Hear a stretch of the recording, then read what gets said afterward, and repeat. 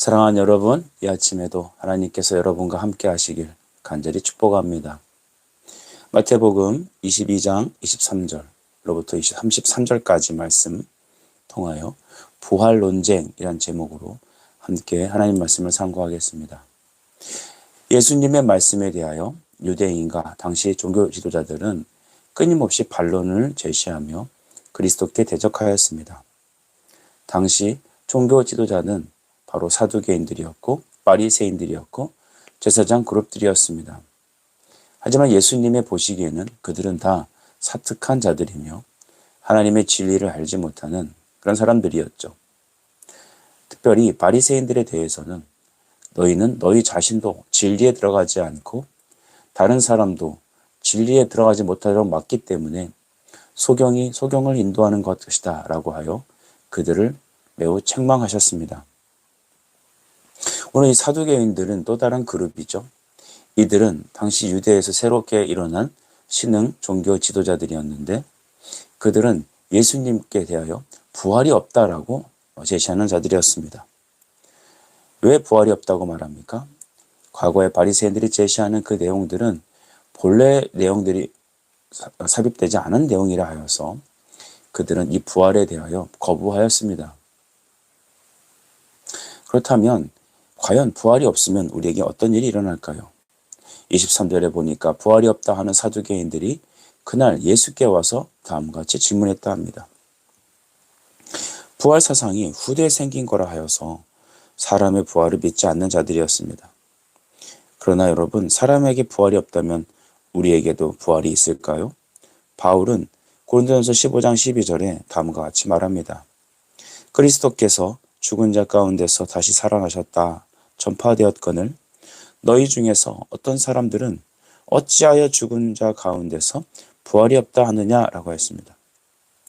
예수님의 부활이 없다면 우리에게도 부활이 없습니다. 부활이 없다라는 것은 우리에게 새 생명이 없다는 것이죠. 인류의 모든 사람은 아담의 원죄로 인하여 다 지옥 형벌을 받게 되어 있습니다. 그러나 그 중에 하나님의 선택을 받은 일부 사람들을 통하여 복음을 받고 그들이 예수의 사람으로 변화되어 하나님 나라에 이르게 되죠. 사두개인들은 이 부활에 대하여 거짓으로 치부한다는 것입니다. 그러므로 사두개인들의 가르치는 교리를 따른다면 예수를 믿고 구원받을 사람이 아무도 없는 것이죠. 그래서 예수님은 그들의 잘못된 신앙 교리를 바로잡고자 다음과 같이 말했습니다. 그들은 예수님께 다음과 같이 질문하였죠.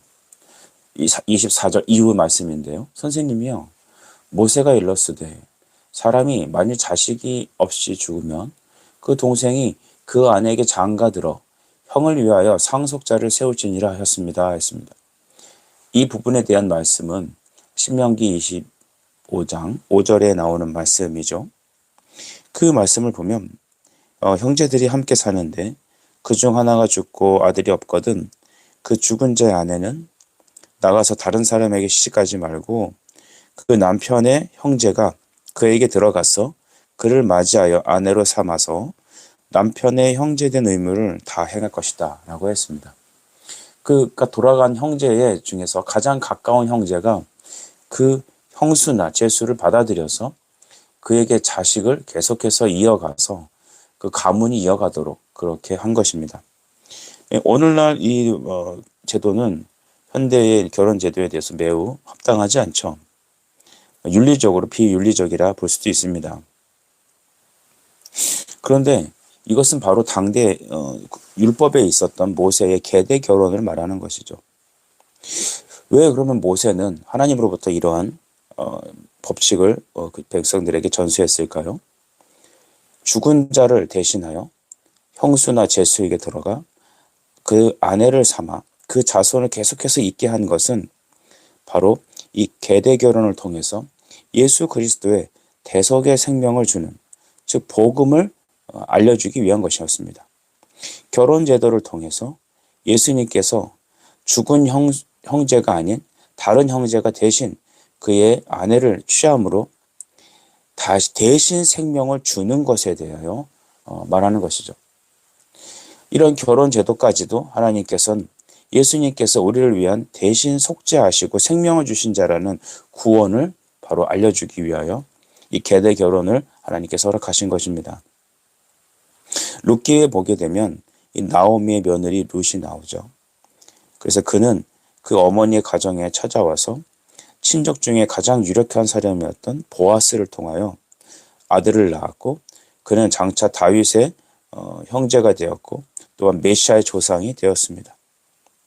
여러분, 이것을 보게 되면 하나님께서는 단순히 이 계대 결혼을 통하여 비윤리적인 처사를 주신 것이 아니라 하나님이 영원한 생명, 천국을 주시기 위하여 예수 그리스도의 대속의 은혜를 미리 알려주신 것입니다. 그런데 이 사두개인들은 영원한 생명에 대하여 거부하고 이것을 대하여 모세 율법을 통해 예수님께 힐난하게 된 것입니다. 그의 내용들은 25절 이후에 다음과 같습니다. 둘째, 셋째, 일곱째까지 다 그렇게 살다가 죽었는데 그러면 천국 가면 부활하면 과연 누구의 아내가 됩니까? 라고 말한 것입니다. 그들의 논리는 탁월해 보였습니다. 탄탄하였죠. 하지만 예수님은 뭐라고 말씀하시고 29절에 보면 예수께서 대답하여 이르시되 너희가 성경도 하나님의 능력도 알지 못하는 거로 오해하였도다 라고 했습니다. 이 사두개인들은 당시 헬라의 문화에 깊이 연관된 것 같습니다. 그래서 이 아리스토텔레스적인 사고를 가진 것이죠. 현세가 전부지 어떻게 해서 또 부활과 죽은 자의 생명이 있느냐, 그런 생각을 한 것이죠. 예수님은 그래서 그들에게 성경도 모르고 하나님의 능력도 모른다 이렇게 질문한 것입니다. 그들의 질문은 지극히 세속적입니다. 우리가 현대 교회를 보면 굉장히 세속적인 그런 생각을 많이 갖는 것 같습니다. 천국이야 내가 알 바 없으니까 그냥 죽고 지옥만 안 가면 되고, 이 땅에 살면서 현실적인 문제에 집중하는 경우가 너무나 많죠. 자식이 우상이 되고 또한 물질이 우상이 되고 자기의 행복과 자기 자신의 어떤 자존심이 우상이 되어 하나님을, 예수님을 자기의 그 이상과 현재적인 행복을 누리기 위한 그런 통로로서 이용하는 것이죠. 그래서 천지신명께 빌던 그 신앙이 오늘날 기독교 안에서 그리스도께 의지하고 비는 신앙으로 바뀌었다, 폄하하여 말하는 사람도 있습니다. 하지만 여러분, 주님께서 주시고자 하시는 복음의 능력과 기독교의 본질은 무엇이냐? 영원한 생명, 천국을 주시고자 하는 것입니다. 그래서 주님은 이 사두개인들을 보면서 너희가 성경도 모른다, 하나님의 능력도 모른다 라고 딱 잘라 얘기하신 것입니다. 그러면 30절에 보십시오. 부활 때에는 장가도 안 가고 시집도 안 가고 하늘에 있는 천사들과 같다 라고 말한 것입니다. 여러분, 어떻게 이 말을 했다고 이 사두개인들과 그를 따르는 사람들은 이 말씀을 이해할 수 있을까요? 죽었다 깨나도 모를 것입니다. 근데 오늘 우리는 이 말씀을 믿죠. 우리가 예수 그리스도를 통하여 영원한 생명과 부활을 믿지 않습니까? 그렇다면 하나님 예수님께서는 이 부분을 어떻게 설명하고 계십니까?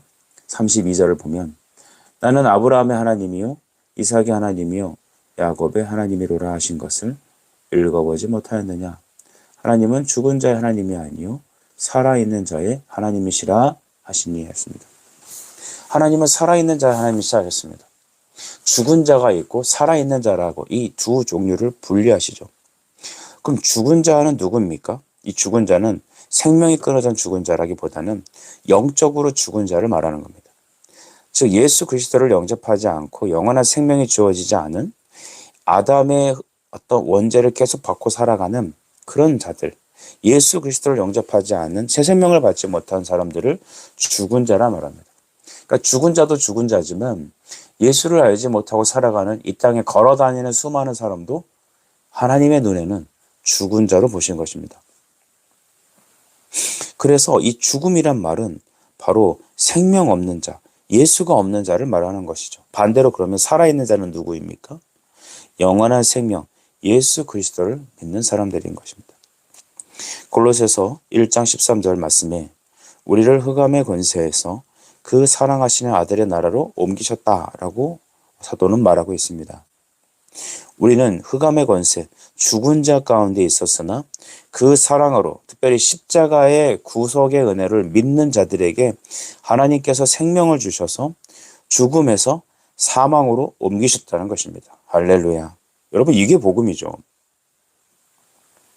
그렇다면 여기서 등장하는 아브라함이 나오죠. 나는 아브라함의 하나님이고 이삭의 하나님이다 라고 했습니다. 아브라함은 그럼 언제부터 살아있는 자가 되었을까요? 그는 지금도 믿음 안에서 존재하는 자입니다. 아브라함은 언제부터 살았을까요?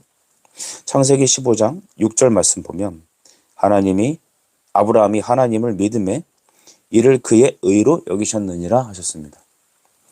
즉 아브라함이 하나님의 말씀을 아멘하면 믿게 되어 그를 영접하게 되었을 때 그때로부터 그는 죽은 자가 아니라 산 자가 된 것입니다. 여러분, 그렇다면 우리는 언제부터 산 자가 됩니까? 예수 그리스도를 영접하는 그때부터 우리는 산 자가 된 것이죠. 저는 그래서 이렇게 믿습니다. 인생을 살아가지 말고 영생을 걸어가라는 것이죠. 우리는 이 땅에서 육신을 입고 제한된 인생을 살아갑니다. 제한된 물질, 제한된 환경, 또는 제한된 것들을 갖고 살다가 우리는 언젠간 죽음이라는 현실을 맞이하게 됩니다. 그러나 그 인간적인 죽음은 영원한 죽음이 아니죠. 그 죽음의 문을 열면 우리 주님과 함께 영원히 살아가는 세계가 열리게 됩니다. 그 성도는 현실을 살면서 죽음의 인생을 걸어가는 게 아닙니다. 나고 태어나고 죽고 그리고 영원히 지옥에 떨어지는 인생이 아니라 현실에 예수를 영접하는 그 순간부터 아브라함의 하나님, 즉 하나님은 죽은 자의 하나님이 아니라 살아있는 자의 하나님이라는 말씀을 통하여 아브라함의 하나님이 나의 하나님이 된다라는 그 말, 이삭의 하나님이 나의 하나님이 된다는 말은 그들이 믿는 믿음으로 영생을 살아가는 것처럼 오늘 우리도 그와 함께 영원히 살아가는 존재라는 것입니다. 여러분, 예수님 믿습니까? 여러분의 새 생명의 은혜가 주어지셨습니까? 인생을 살아가는 것이 아닙니다. 영생을 걸어가시는 것을 믿으시기 바랍니다. 현세에서는 하나님을 모시기만 하면, 즉 예수 그리스도를 내 마음에 영접하게 되면 영접하는 자, 곧 그 이름을 믿는 자들에게는 하나님의 자녀가 되는 권세를 주셨다고 하셨으니 이 자녀가 되는 권세가 영생을 살아가는 것입니다. 여러분, 오늘날 이 땅에 살면서 많은 사람들이 살아있다라고 말합니다. 좀 더 나은 삶을 살자고 얘기하죠.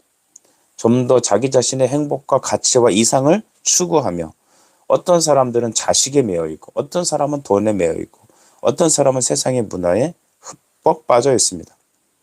그러나 우리 성도들은 물과 성령으로 거듭난 하나님의 사람들입니다. 아브라함의 하나님이 나의 하나님이 되시는 것은 그가 예수를 믿음으로 그 순간부터 영원한 생활을 시작하는 것처럼 우리도 인생에서 예수 그리스도가 나의 주, 나의 하나님이 되는 순간부터 영원한 영생을 걸어가는 것입니다. 할렐루야. 이 영적 비밀이 이 아침에 여러분에게 적용되어지길 축복합니다. 마지막으로 요한복음 20장 31절에 그리스도께서 우리에게 주신 말씀을 기억합시다.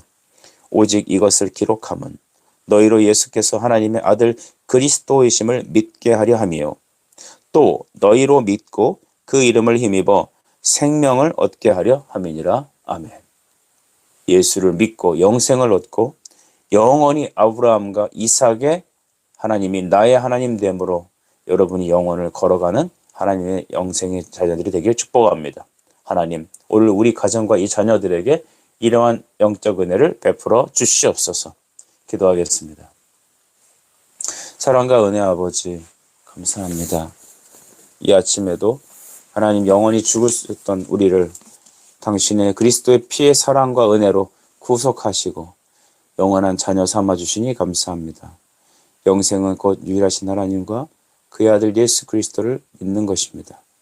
오늘 우리가 그 아들을 믿어 영원한 생명을 받고 인생을 살지 않고 영생을 걸어가는 하나님의 기뻐하시는 영적 존재가 될 수 있도록 축복해 주옵소서.